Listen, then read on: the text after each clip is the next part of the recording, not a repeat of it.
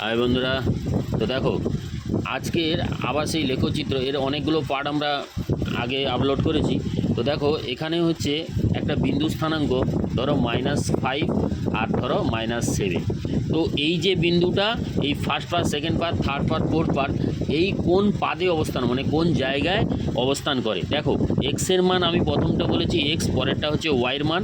তো এখানে দেখো এক্সের মান মানে নেগেটিভ দিক, এই দিকটা হচ্ছে এক্সের নেগেটিভ পার্ট, আর হচ্ছে ওয়াইয়ের নেগেটিভ পার্ট হচ্ছে ঠিক তার নিচে।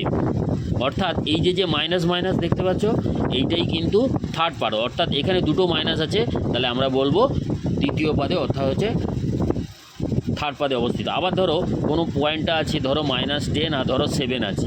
-10 7 মানে এক্সের মান মাইনাস, মানে এদিকটা থাকছে, আর ওয়াই প্লাস মানে ঠিক ওপর দিকটা থাকছে। তো এই জায়গায় দেখো মাইনাস প্লাস, তো এখানে হচ্ছে মাইনাস প্লাস, কিছু নেই মানে প্লাস আছে।